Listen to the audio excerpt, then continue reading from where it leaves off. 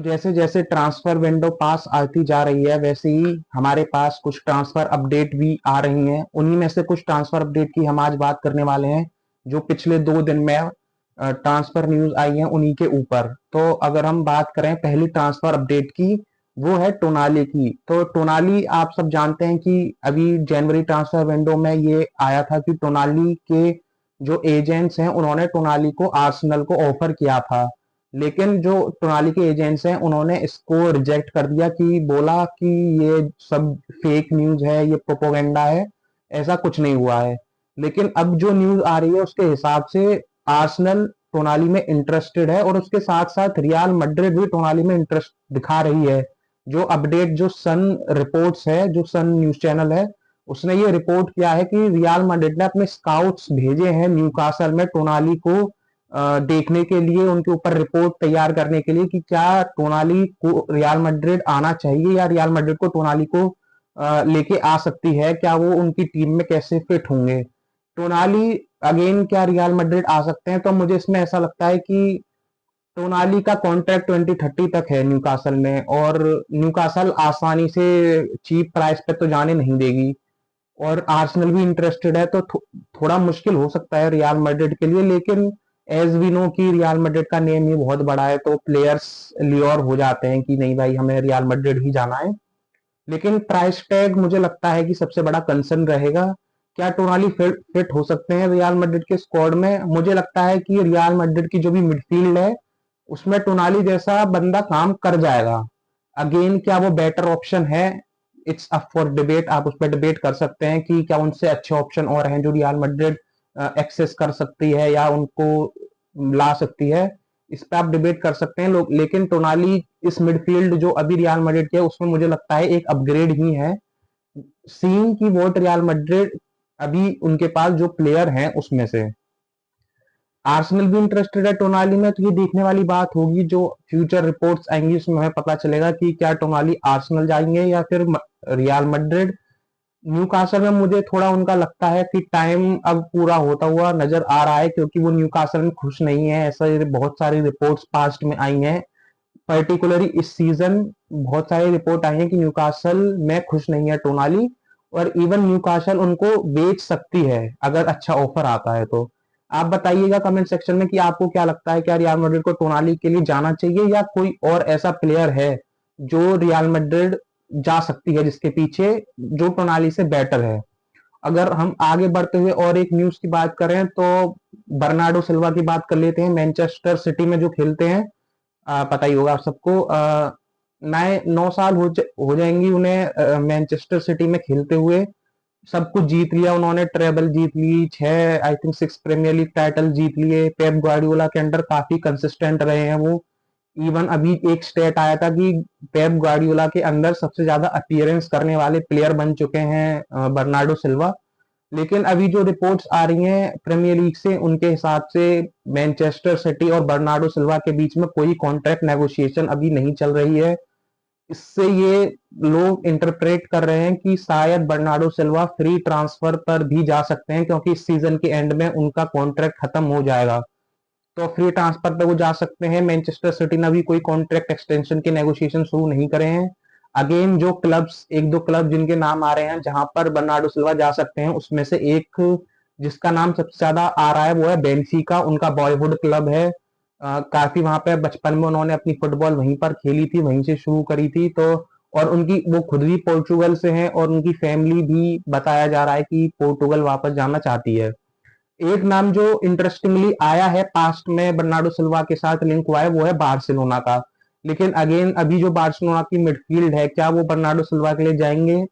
Again interesting thing ये है कि बर्नार्डो सिल्वा फ्री ट्रांसफर पे होंगे। तो एज यू नो बार्सिलोना के थोड़े जो फाइनेंसेस हैं वो अभी इतने अच्छे नहीं है, तो हो सकता है वो फ्री ट्रांसफर पे बर्नार्डो सिल्वा को ला भी सकते हैं।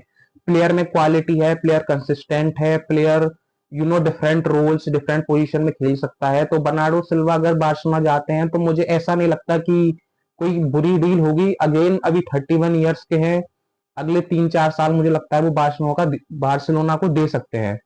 तो देखना होगा कि इस पे भी आगे क्या न्यूज बिल्ड होती है, क्या सिटी कॉन्ट्रैक्ट एक्सटेंड करेगी या उन्हें फ्री ट्रांसफर पर जाने देगी। आगे बढ़ते हैं तो एक जो इम्पोर्टेंट अभी लास्ट 24 आवर्स में जो न्यूज ब्रेक हुई है वो है क्विचा क्वारात्स्केलिया की।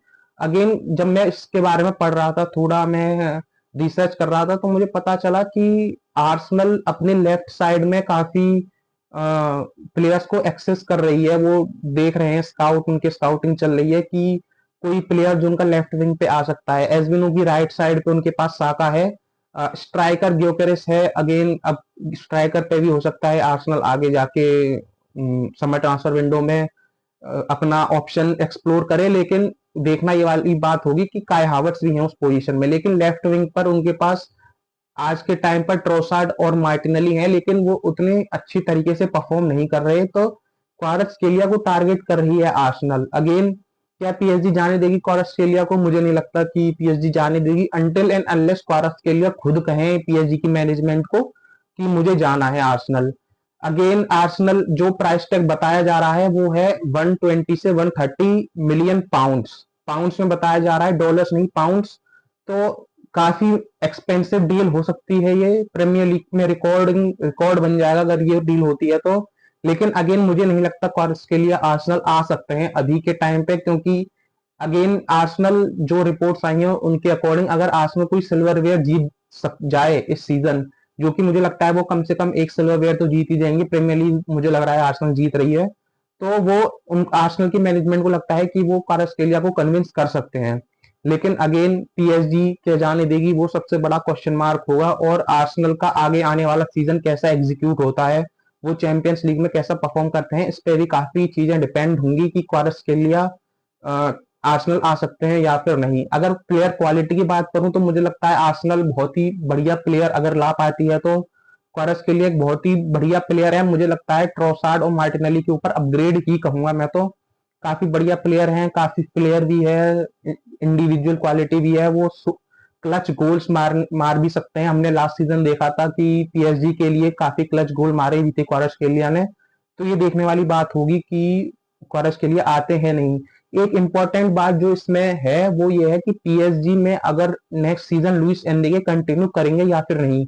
बहुत सारी रिपोर्ट आ रही है कि लुइस एनरिके नेक्स्ट सीजन शायद छोड़ सकते हैं पीएसजी को। तो उस पर शायद हो सकता है कि बहुत बड़े प्लेयर जो पीएसजी में खेल रहे हैं वो छोड़ के जा सकते हैं। तो ये देखने वाली बात होगी कि लुइस एनरिको जाएंगे या फिर नहीं। आगे बढ़ते हैं, जो एक और ट्रांसफर अपडेट कुछ पिछले टाइम में न्यूज आई है, ब्रेक हुई है, वो है मार्कस टेवर्नियर की। आपको शायद पता ना हो, वो बॉर्नमथ के प्लेयर हैं, वो बॉर्नमथ में खेलते हैं। काफी ब्रेक थ्रू सीजन माना जा रहा है उनका, काफी अच्छा उनका फॉर्म रहा है इस सीजन। कुछ अच्छे गोल्स और असिस्ट भी दिए हैं। तो मैनचेस्टर यूनाइटेड का जो लेफ्ट विंग वाला पार्ट है, वो लेफ्ट विंगर है। तो इस पर माइकल कैरिक से क्वेश्चन भी हुआ था पिछले कुछ दिनों में। उन्होंने कहा था कि मैनचेस्टर यूनाइटेड चाहती है कि वो अपना लेफ्ट विंग वाला पोजीशन पे एक और प्लेयर लाएं, उसको और स्ट्रॉन्ग करें। तो मार्कस टेवेनियर भी लेफ्ट विंग पर ही खेलते हैं और काफी ब्रेक थ्रू सीजन जा रहा है, तो उनकी लिंक आई है यूनाइटेड के साथ। अगेन क्या यूनाइटेड उस पर मनी कितना स्पेंड कर सकती है, ये डिपेंड करेगा कि यूनाइटेड टॉप 4 में फिनिश कर पाती है या फिर नहीं। अगर यूनाइटेड टॉप 4 पे मिस आउट करती है तो मुझे नहीं लगता कि टेवर्नियर आएंगे यूनाइटेड, क्योंकि और प्रीमियर लीग क्लब्स भी मॉनिटर कर रहे हैं उनको कंटिन्यूअसली। अगेन क्या यूनाइटेड को पहले अटैकर की जरूरत है या मिडफील्डर को? तो मुझे लगता है उनको पहले मिडफील्डर को साइन करना पड़ेगा, जो एलियट एंडरसन और एडम वार्टन, जो उनके टॉप 2 टारगेट्स बताए जा रहे हैं इस टाइम पर मिडफील्ड में। उनको शायद यूनाइटेड पहले बाय करे, उसके बाद अगर उनके पास चांस उनको मिलेगा तो शायद टवेनियर के लिए जाएं। अगेन सबसे ज्यादा डिपेंड बात उसी पे आगे करेगी कि यूनाइटेड टॉप 4 में फिनिश कर पाती है या फिर नहीं। टवेनियर के पीछे एस्टन विला भी बताई जा रही है। एस्टन विला ने जनवरी में इंक्वायरी भी डाली थी बॉर्नमथ को कि क्या प्लेयर की क्या कॉन्ट्रैक्ट है, क्या उसका कोई रिलीज क्लॉज है।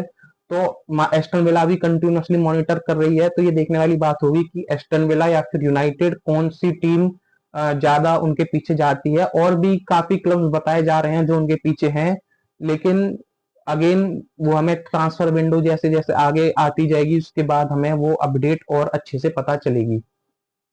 यूनाइटेड के लेफ्ट विंग पर दो ऑप्शन और बताए जा रहे हैं, जो अगर टेवेनियर नहीं ला पाती यूनाइटेड तो दो ऑप्शन जो है वो है मॉर्गन गिब्स वाइट। अब Morgan Gibbs white Nottingham forest के कैप्टन है और काफी अच्छे प्लेयर हैं वो, लेकिन वो टॉटनहम में नंबर 10 के रोल में ज्यादातर खेलते हैं, वो प्ले मेकर वाली क्वालिटी है, तो लेफ्ट विंग पर उनको कैसे यूनाइटेड खिलाएगी ये देखने वाली बात होगी, लेकिन उनका नाम भी आ रहा है।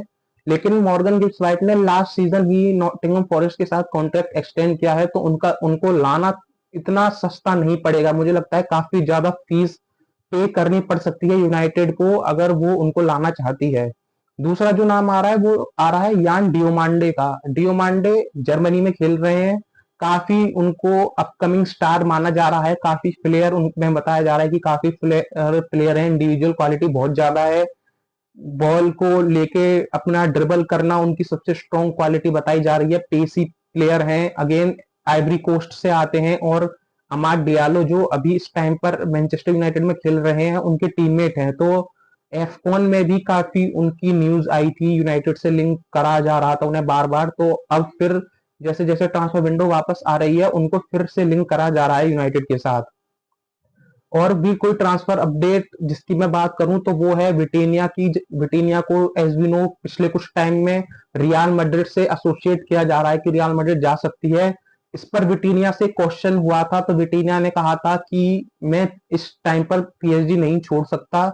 इट्स उन्होंने कहा था कि मैं पागल ही हूंगा अगर मैं इस टाइम पे पीएसजी छोड़ूंगा। तो इससे आपको पता चलता है कि जो अभी न्यूज आ रही है कि विटीनिया रियल मैड्रिड आना चाहते हैं, ये सब फेक है, उन्होंने सब साइलेंटली सबको डिनाई कर दिया है।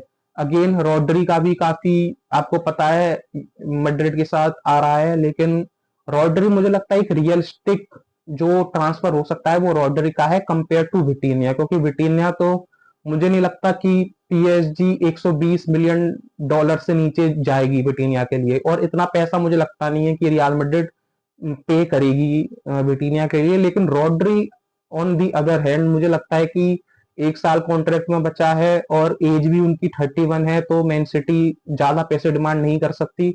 और रॉड्री की फॉर्म भी थोड़ी ट्रबलसम रही है कुछ पिछले टाइम में, जब से वो इंजरी से वापस आए हैं उस लेवल पर नहीं खेल पा रहे हैं। विटीनिया on the other hand young है, उन्होंने पिछले 1-2 साल पहले ही कॉन्ट्रैक्ट एक्सटेंड किया है पीएसजी के साथ, तो पीएसजी वहां पर बहुत ज्यादा पैसे डिमांड करेगी। और इसमें आपको एक चीज और रिमाइंड करानी पड़ेगी कि पीएसजी और रियल मैड्रिड के बीच में जो रिलेशनशिप है वो काफी अच्छी नहीं है। एज वी नो जो डिक्टेटर हैं अम्बापू, जब उनका ट्रांसफर हुआ था पीएसजी से रियल मैड्रिड फ्री ट्रांसफर, तो उसमें काफी रिलेशन ब्रोक डाउन हो गई थी पीएसजी और रियल मैड्रिड की। तो अगर रियल मैड्रिड विटीनिया के लिए आती है तो पीएसजी बहुत ज्यादा पैसे डिमांड करेगी, वो नेगोशिएशन टेबल पर बैठेंगे ही इसलिए कि वो रियल मैड्रिड से जितना ज्यादा पैसा हो सके उतना निकाल सके। तो मुझे लगता है कि विटीनिया थोड़ा अनरियलिस्टिक अप्रोच है कंपेयर टू रॉड्री। रॉड्री हो सकता है कि रियल मैड्रिड ले भी आए। आगे मैनचेस्टर सिटी या रॉड्री को कॉन्ट्रैक्ट एक्सटेंशन देंगे, क्योंकि एक साल बचा है, अभी तक कोई कॉन्ट्रैक्ट एक्सटेंशन की बातें अभी तक आई नहीं है। तो इस पर बहुत सारे लोग ये स्पेकुलेशन लगा रहे हैं कि रियल मैड्रिड शायद रॉड्री को सीजन एंड में उठा सकती है। जो प्राइस टैग बताया जा रहा है वो 60 से 70 मिलियन डॉलर्स बताया जा रहा है रॉड्री के लिए, जो मैनचेस्टर सिटी मांग सकती है। अगेन रियलिस्टिक प्राइस टैग है जो मुझे लगता है रियल मैड्रिड पे भी कर सकती है। लेकिन रियल मैड्रिड का पिछले कुछ टाइम पीरियड में एक अप्रोच रहा है कि वो यंग प्लेयर्स के लिए गए हैं, यंग जनरेशंस, जो यंग प्लेयर्स जो प्रोजेक्ट बिल्डिंग की तरफ है। लेकिन रॉड्री के साथ क्या प्रोजेक्ट बिल्ड कर सकते हैं? Again 31 years, I think 29 years की एज है रॉड्री की, तो मुझे लगता है अगले 4-5 साल वो दे सकते हैं, उससे ज्यादा मुझे नहीं लगता रॉड्री दे पाएंगे मैड्रिड को। और अगेन जो उनके अगेंस्ट में चीज जा रही है वो है उनकी इंजरी रिकॉर्ड। पिछले कुछ सालों में 1-2 सीजन में रॉड्री की इंजरी काफी रही है, काफी उनको अप एंड डाउन काफी वो ड्रेसिंग रूम से इन आउट रहे हैं इंजरी के चलते। तो ये सब देखना होगा। आप बताइएगा कमेंट सेक्शन में कि आपको क्या लगता है कि आपकी टीम को किसके लिए जाना चाहिए, और रियल मैड्रिड क्या विटीनिया या रॉड्री में से किसको साइन करेगी, ये भी आप बता सकते हैं कमेंट सेक्शन में। मिलते हैं अगली वीडियो में।